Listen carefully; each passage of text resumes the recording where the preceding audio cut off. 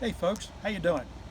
Today we're going to continue our discussion about business entities by talking about limited liability business entities. As you can see, we're coming to you today from the Arboretum at the studios of WCLG in celebration of Earth Day. We thought we'd get outside and have a little time outside in honor of the Earth.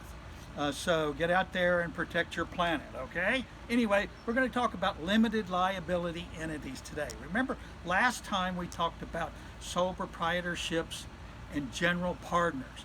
Sole proprietorships and general partners have something in common, and that is that both entities, the owners, are liable for the debts of the business, and their assets are at risk. Their personal assets, like their homes, their bank accounts, their cars, are all at risk for business debts. Today we're going to talk about limited liability entities where the owner's liability, where the owners do not have liability for the business obligations and business debts. Anyway, the first thing we're going to talk about is limited partnerships. Now, limited partnerships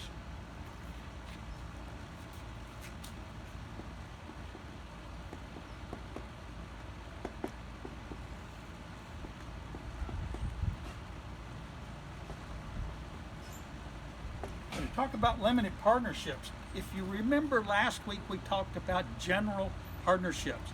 A general partnership is where two or more people are doing business together and they're each liable for all of the debts of the partnership. Remember, that's joint and several liability. They're each liable for the whole thing. And in a general partnership, the general partner's personal assets, just like a sole proprietor, are at risk. So if there's liabilities or debts, each of the general partners is liable for them all.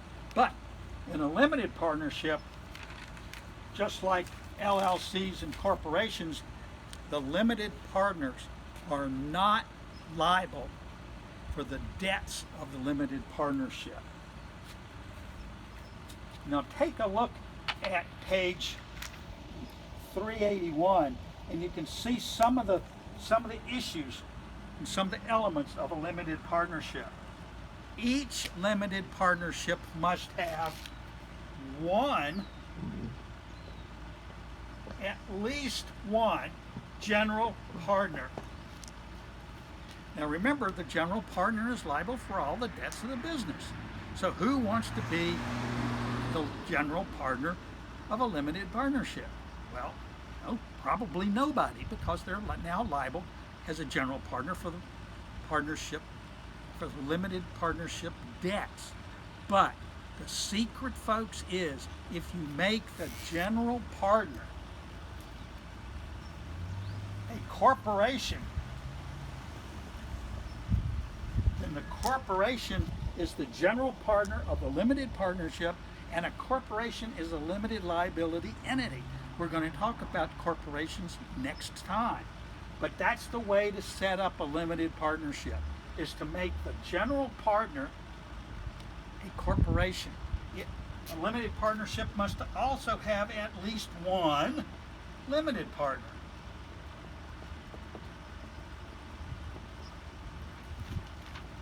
A limited partner is normally an investor in the partnership. This partner is not liable for the debts of the limited partnership unless that limited partner participates in the management of the limited partnership. So if you don't participate in the management as a limited partner, you have no liability. But it is almost incredibly difficult for a limited partner not to participate in the management when there's money involved, because they want to jump in and protect their money. As soon as they participate in the management, then they become liable. So if you're ever a limited partner, don't participate in the management of the business, because if you do, you can then become liable. Now, one of the things about limited partnerships, if you take a look at page 383 in the text, you will see a comparison of general partnerships and limited partnerships.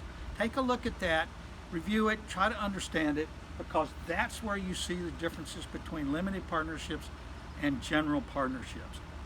How do you form a limited partnership?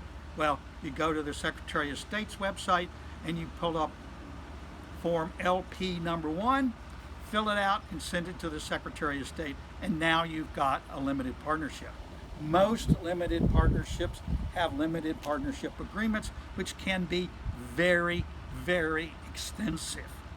It used to be that we would make limited partnerships for almost every real estate investment. Today, we don't do that. Today, we use LLCs. So in our next lecture, we're going to talk about LLCs and why they're such useful vehicles for setting up business entities. Okay, thanks. See you next time.